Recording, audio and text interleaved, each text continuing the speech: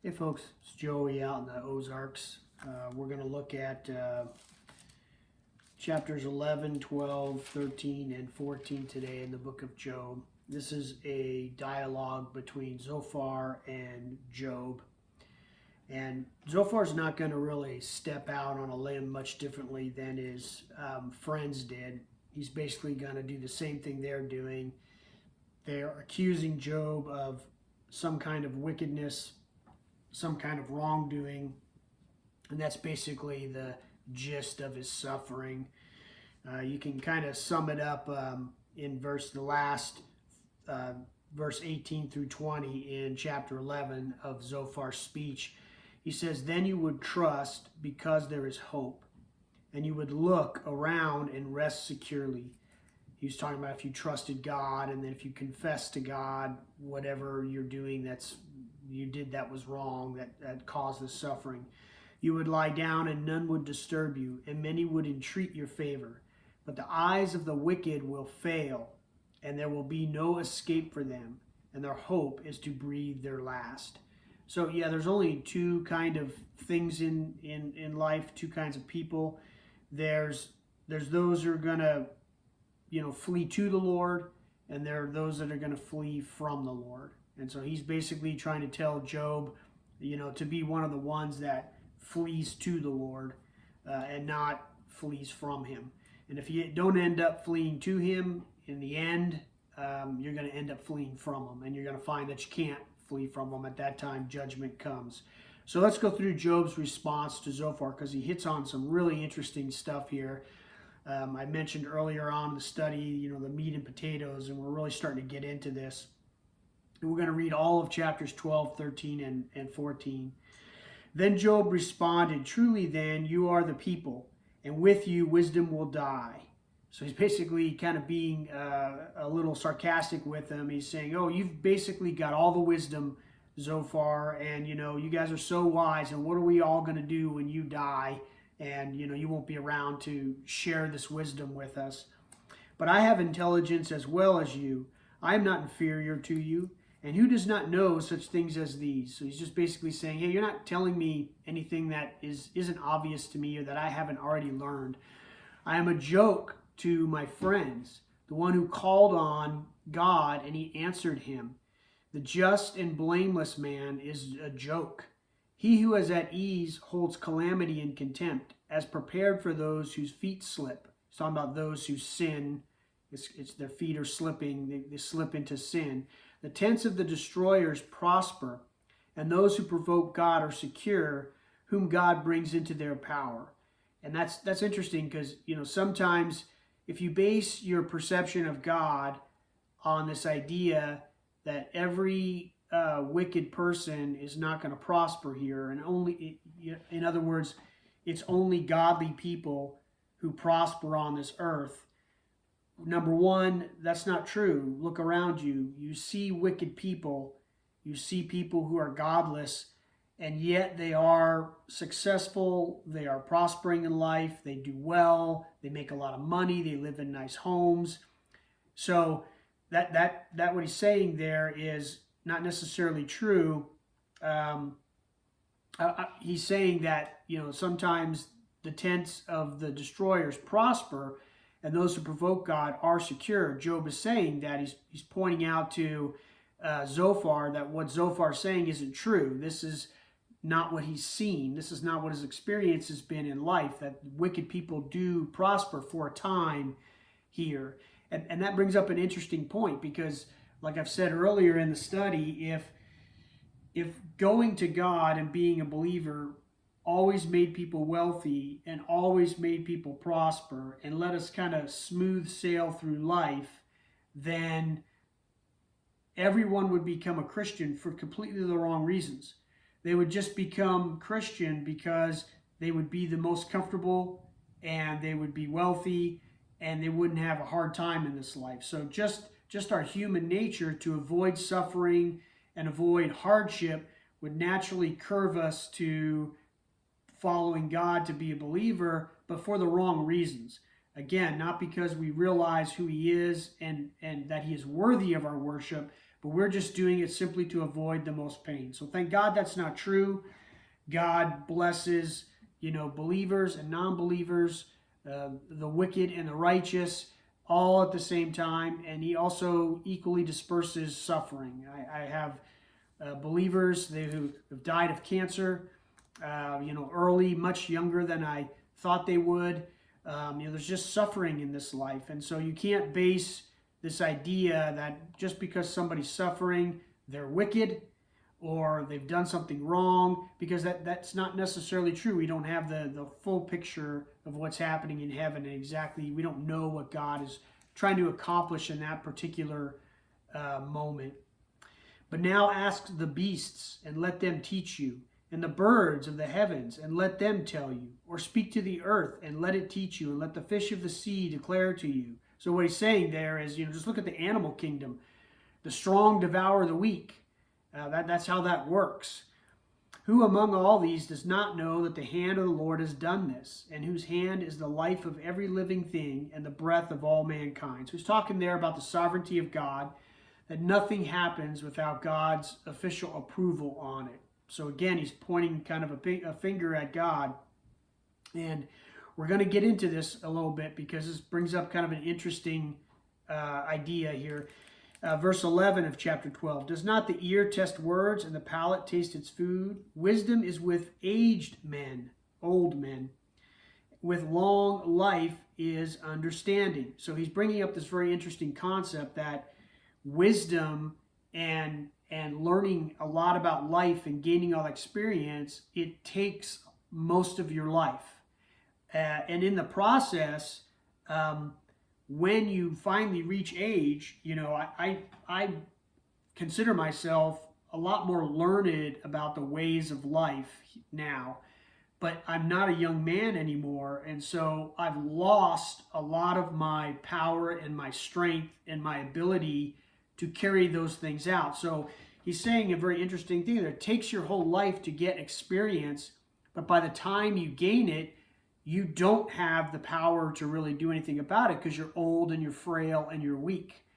And he's going to compare that to God.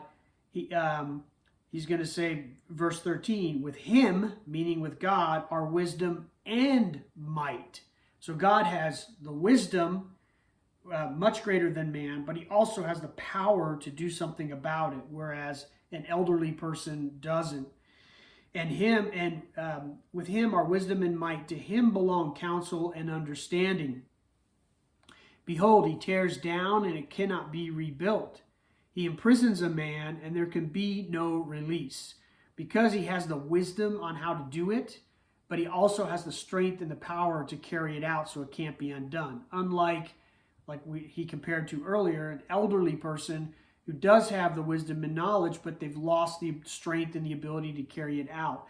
Behold, he restrains the waters, and they dry up, and he sends them out, and they inundate the earth. With him are strength and sound wisdom, and the misled and the misleader belong to him.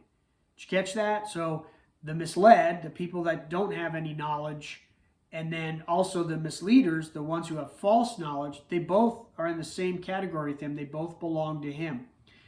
He makes counselors walk barefoot. He makes fools of judges. He loosens the bond of kings and binds their loins with a girdle. He makes priests walk barefoot and overthrows the secure ones. He deprives the trusted ones of speech and takes away the discernment of the elders. He pours contempt on nobles and loosens the belt of the strong. He reveals mysteries from the darkness and brings the deep darkness into light. So it's interesting here. He goes through a bunch of different people here. He talks about counselors. He talks about judges. He talks about priests, secured ones. He talks about those that have speech, that he confounds the speech, elders, nobles. So basically God's wisdom, he's over everything. He manages the affairs of all men, and he knows how to use and manipulate and control and all types of men. There is no type of man that is free, gets out from under the sovereignty of God. All men are under it. I should say all mankind, because we're not just talking about men, we're talking about women also. So all of mankind, they all, no matter what type you are, in human terms, we may think like the noble and the elders and judges, they're like of a high class, and so there's like a different set of rules that apply to them versus someone, some of us that are down on the lower end, and aren't so high up in society. But God is able to confound both those types of people. Their wisdom is no match for his. In fact, Paul would later tell the church at Corinth, the foolishness of God is wiser than men. So, even if God had a foolish thought, his foolish thought would still be so far above the wisest thought of a man. And so he's just going through this thing, and he's saying that he deprives the trusted ones of speech and takes away the discernment of the elders. And again, that talks about even though we do finally get a lot more wisdom in our old age, even that is only temporary for us, because eventually we're going to become senile and our minds are going to stop working. And so even that, our discernment is taken away from us. So everything is very, very temporary here. And this is what he's alluding to. It's very shifting. And we tend to think that there's like these power plays between people, but really it's God who's managing all that, and God who's kind of behind the scenes fixing all those things. He reveals mysteries from verse 22. He reveals mysteries from the darkness and brings the deep in darkness into light. He makes the nations great and then destroys them. He enlarges the nations, then leads them away. He deprives of intelligence the chiefs of the earth's people, that would be the leaders of the nations, and makes them wander in pathless waste. They grope in darkness with no light. So we tend to think that we do things by our own power, and like it was the founding fathers that made our nation great and rose our nation up. And really, it wasn't. It was God. It's God's sovereign will that decides when a nation is going to rise and when it's going to fall. And that's under his power and by his authority that happens. And yes, does he use certain people to do that? Yes, but we tend to put too much emphasis on the people that are doing it, and not enough emphasis on God, who is actually the one who is behind that rise and that fall. And he makes them stagger like drunken men. Chapter 13, verse 1. Behold, my eye has seen all this. My ear has heard it and understood it. What you know, I also know. I am not inferior to you. So he's saying, I've seen all this. I've watched it happen. I've counseled people on it. This is the experience of life. You guys aren't telling me. You haven't told me anything I don't already know. Verse 3, but I would speak to the Almighty, and I desire to argue with God. Now here is where Job continues to stumble, is he knows that this suffering has come upon him, and he believes that he's justified because he really hasn't done anything to deserve such suffering. And that's okay to think that way. But what he's doing is he's making such a loud proclamation about it that he's yelling so much about how he is suffering unjustly. What's beginning to happen is he's beginning to point a finger at God. And if I'm suffering unjustly, and he just went through this long spiel about how God is in control of all of this, then what he's really doing is making an accusation against God that God is unjust. And so, it's okay to be in a situation where you realize that, you're suffering and it's not by your own hand. You really didn't do anything. But to be so loud about it that he's suffering without reason or without cause, he's kind of under the radar saying, and it actually throws an accusation at God, then God must be unjust to let you suffer this way. And so that's kind of what's happening, what we see here. And verse 3 is really where it starts to shine out, because he talks about he wants to desire to argue with God. And I don't know about you, but I don't want to argue with God. I'm going to lose that argument every single time. Whether I'm suffering or not, God has the right to do what God does. He is always good and he is always righteous. So when he does something, it's good and it's righteous, no matter what it is. So we've got to be very careful how we word that when we're talking about things like this.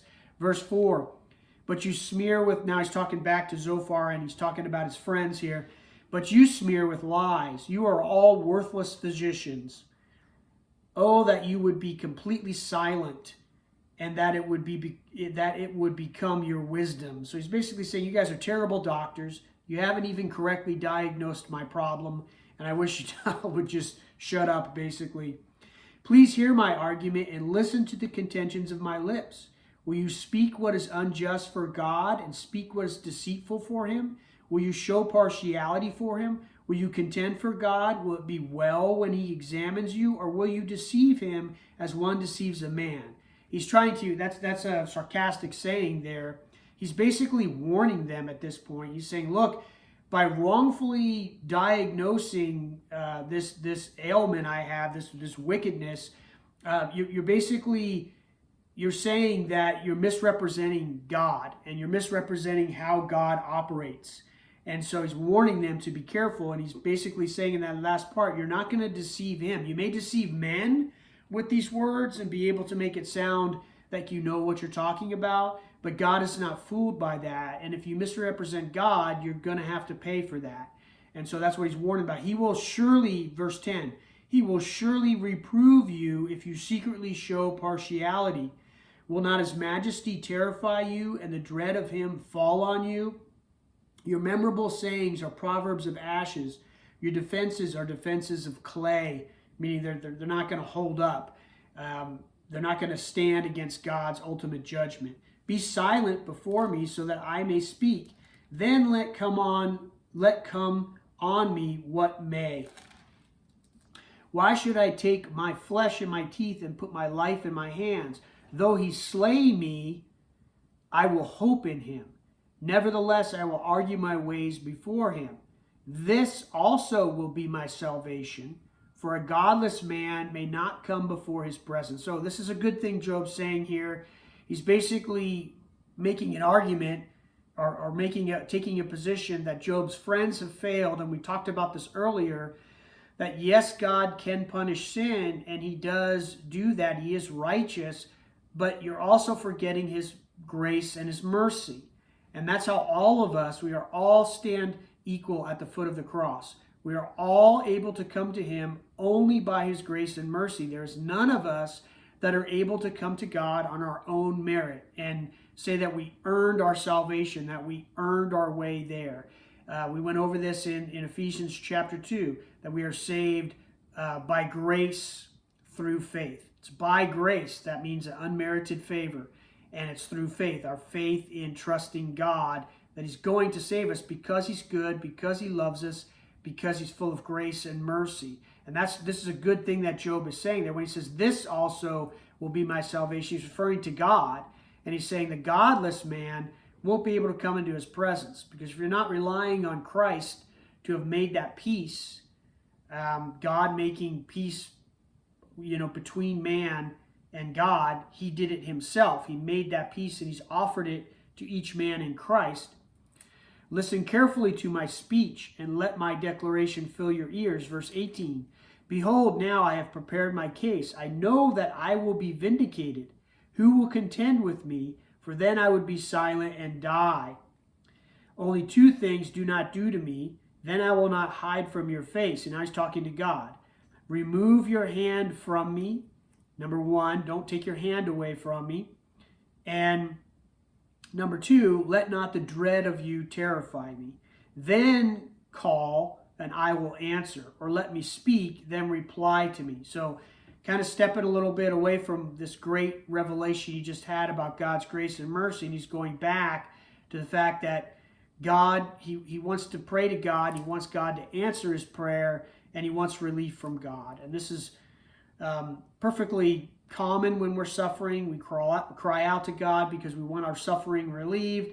But really, when you think about it, our primary purpose for prayer is meant to change our hearts. God has not given us the gift of prayer so that we have a direct 911 line to him, and that we just, it's like the bat phone. Whenever we're in trouble, we pick it up and, hey, God, this is what I need. Unfortunately, and I'm just as guilty of this, this is how we treat God a lot. But the real intention of prayer is that we are able to come to God and open ourselves up enough that whatever it is we're praying about, he can change our heart so that we discern his will in that situation. And that might not always be easy for us, because sometimes we may be praying for the situation to go this way, and God more directs our heart that it needs to go this way. Or we may come to him praying for our suffering to end, and that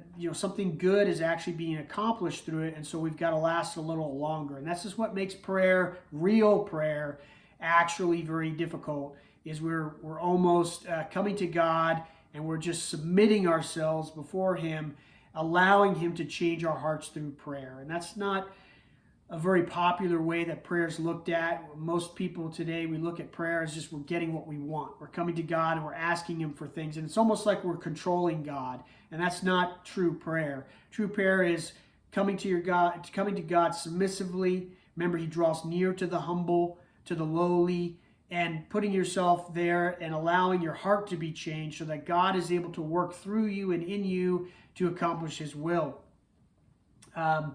Verse 23, how many are my iniquities and sins? Make known to me my rebellion and my sin. Why do you hide your face and consider me your enemy? Will you cause a driven leaf to tremble, or will you pursue the dry chaff? For you write bitter things against me and make me to inherit the iniquities of my youth. You put my feet in the stocks and watch all my paths. You set a limit for the soles of my feet. Why am I decaying like a rotten thing? He's talking about his suffering, his physical ailment, like a garment that is moth-eaten. Man who is born of woman is short-lived and full of turmoil. Boy, that's true, right? We have no problem finding trouble. We don't have to teach our kids how to get in trouble. We have to teach them how to be good, but they have no difficulty getting themselves into trouble. That's our nature. We're short-lived, and our lives are full of turmoil. Like a flower, he comes forth and withers. He also flees like a shadow and does not remain. You also open your eyes on him and bring him into judgment with yourself. Who can make the clean out of the unclean? No one. So what he's saying there is, we're all sinners, and what we do is we make more sinners.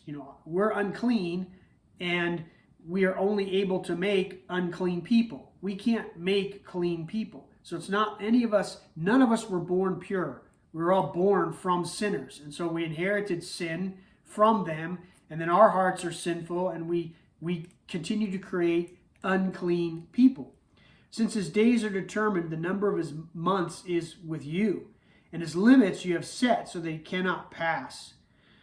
Turn your gaze from him that he may rest until he fulfills his day like a hired man. So he's talking about getting ready, preparing for death. For there is hope for a tree. When it is cut down, that it will sprout again, and its shoots will not fail. Though its roots grow old in the ground, and its stump dies in the dry soil, at the scent of water it will flourish and put forth sprigs like a plant. So he's saying, like, even a stump of a tree, when you cut it down, it still has roots. And when water comes, it can still, and I've seen this, out here on the farm, is you cut down a tree, you go back the next season, and out of that stump are growing these little sprigs. So it's still trying to regrow itself. Man dies and lies prostrate. So he's saying men are not that way. Man expires, and where is he? As water evaporates from the sea and a river becomes parched and dried up, so man lies down and does not rise. Until the heavens are no more, he will not awake nor be aroused out of his sleep. So Job is talking about somehow he knew about the destructions of the heavens and the hope of the resurrection, and this is what he's talking about here. Oh, that you would hide me in Sheol. Sheol is the place of the dead. And the belief is in the Old Testament times that, you can't go into the presence of God yet, the Father, because sin hasn't been paid for yet. Christ hadn't been born yet. And he's referred to in the Old Testament as the angel of the Lord, but he hadn't actually taken on physical flesh yet. He hadn't suffered. He hadn't died and made the sacrifice for sin, and he hadn't resurrected. So that sacrifice had not yet been made. So the dead, when they died, they could not go into heaven to be yet in the presence of God because the sacrifice hadn't been made. So they had to go to Sheol, the place of the dead.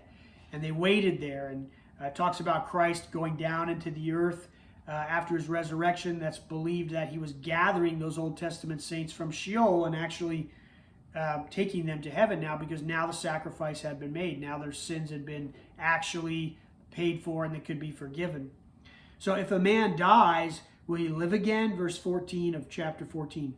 All the days of my struggle I will wait until my change comes. See, it's interesting that Job knows about this, and he's referring to death as something just simple as a change.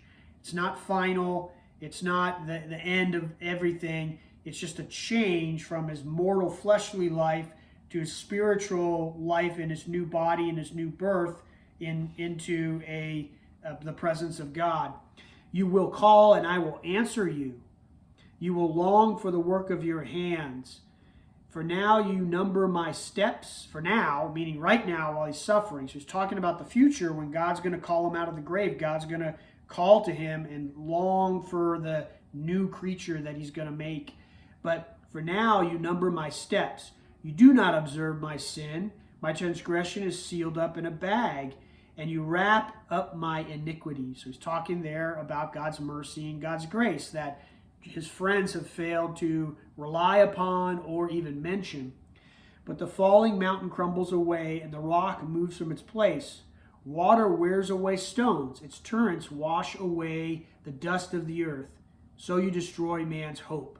What he's talking about here is we can all look around and we can see decay.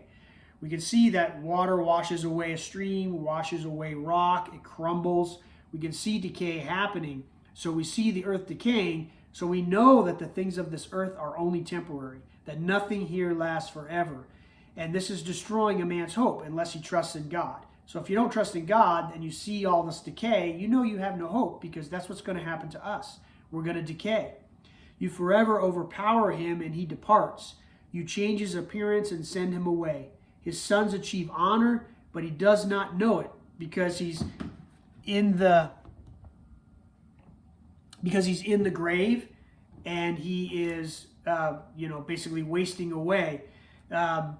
Or they become insignificant, but he does not perceive it. But his body pains him, and he mourns only for himself. So he's talking about there that all these concerns that a dead person, a live person might have, he takes all this time, building all these things, and then he says, you destroy man's hope. Well, what is man's hope? Well, the live man, the man of the flesh, his hope is that all these things that he spent his whole life amassing are going to last forever. But the truth is, they're not going to last forever. He passes away, and then it says you forever overpower him, and he departs. So he dies, and then his sons achieve honor, but he can't look down back upon the earth and see what people are doing. He can't see his sons grow and become great men. He can't see any of that. Or they become insignificant, but he does not perceive it. So they don't amount to anything in the ways of man, but even that he can't perceive. So it doesn't make a difference. It doesn't make a difference whether they become great men or insignificant men. Either way, he's passed on and he can't see that anymore. But his body pains him and he mourns only for himself. So all these concerns, all these worldly things, they no longer matter. So he talked about a lot of really important things that as Christians we can sometimes take for granted. We get so caught up in this life and the things of this world and living like just everybody else that his friends are arguing with him from a very, very worldly, fleshly standpoint. And Job is kind of reminding them of all the spiritual things that a true believer should be their mindset should be and how they should be focused on God, His ultimate sovereignty, His grace and His mercy, and but at the same time, he is still struggling through the suffering, and he is still wanting to have an argument with God about, and he's trying to maintain his righteousness, that he hasn't really done anything to deserve this suffering. And like we said earlier, that's kind of pointing a finger at God, alluding like maybe you're unjustly making me suffer, and God does not act unjustly. So that is a false accusation, which he's going to have to repent from. When God finally talks to Job, he gives him the big picture of himself. That's when Job is very humbled, and he's just going to say, hey, I repent. He's just repenting because he realizes that he wasn't even worthy to question God and make any kind of assumptions about why someone should be suffering. Okay? So we covered a lot there, but there's some great stuff in here. Hope you enjoyed the study. Bye.